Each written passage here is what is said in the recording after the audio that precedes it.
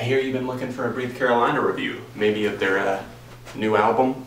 It's dropping April 15th, you might have heard of it, Savages. It's been expected for a little bit over a year now.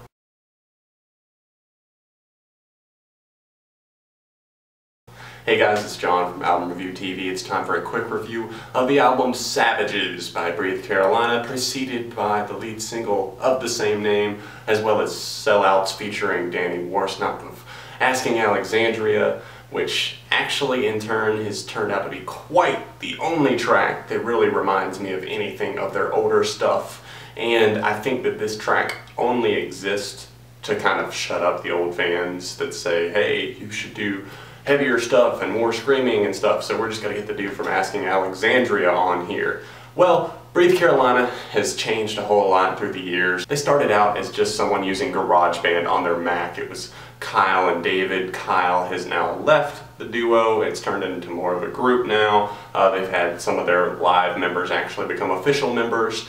So what do the other members of the band do? That is a great question for the majority of the record, considering the majority of it is just electronic. But at the same time, it's also very fun, and if you're looking for something that's just kind of feel-good dance music, then this album is definitely going to suit you. There are moments that hint at their older styles. Take that track Sellouts I was talking about.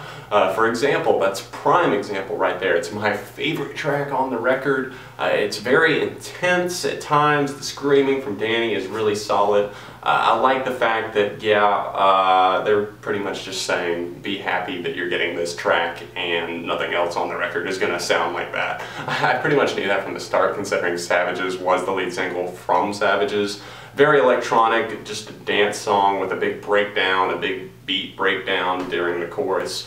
It's just unrelentless, and the fact that it is dance music that's just kind of there for you to jam out to. They had several guest spots here on this record. Carmen was featured on Bang It Out. Not a very solid tune overall, but still a little bit of fun here and there. Carmen didn't exactly play a big role on it. At least the female vocalist from Carmen was featured on it, so I don't really know why they considered featuring Carmen if it was just one of them, or maybe the other guy did have some production value or something like that.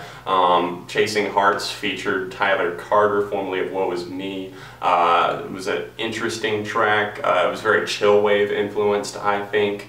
I actually fully enjoyed that one. After a couple of listens, I'm really starting to come around on that one. That was turning into a favorite, as well as the opening track, Bury Me. That one, just right off the bat, kind of caught my attention for this record, kind of where the sound was going to go. Very electronic in nature once again, but still it had production value to it. It didn't feel cheap to me.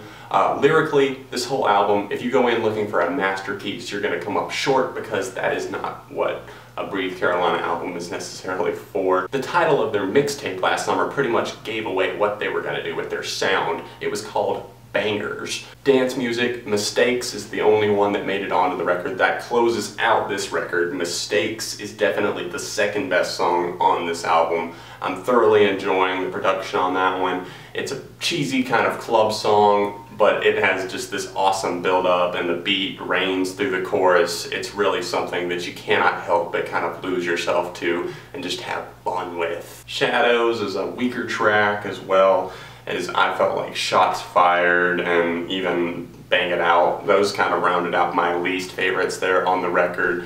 To me, just feeling like very generic dance music that didn't really do too much at all. Breathe Carolina have definitely strayed from greatness. They really hit their peak, I feel like, after their album It's Classy Not Classic, their debut. I felt like Hello Fascination was really where they hit the peak.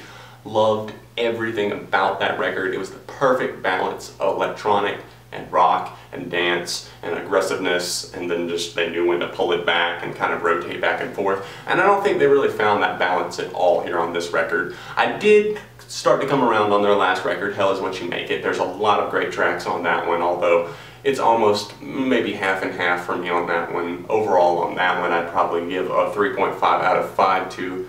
As for Savages, I'm going to go with a 3 out of 5 for my rating here. Like I said, it's kind of mindless music to have fun to. I would say perfect for the upcoming summer season with your friends, But if you're looking for something a little bit deeper, I would say look further. This has been a review from Album Review TV. If you liked it, hit that like button, subscribe to the channel. I appreciate you guys watching, sticking with me. Make sure you leave your request for future reviews in the comment section down below. I really don't know what I should review next, so you tell me. I will see you guys very soon right here on this channel, Album Review TV. Of course, you can find me on Beyond AR TV as well. That's my side channel where I do track reviews, that sort of thing. I've also got a Twitter, Facebook, vlog channel, everything like that. All the links are down below. Thanks for checking it out, guys. Album Review TV, Beyond the Reviews.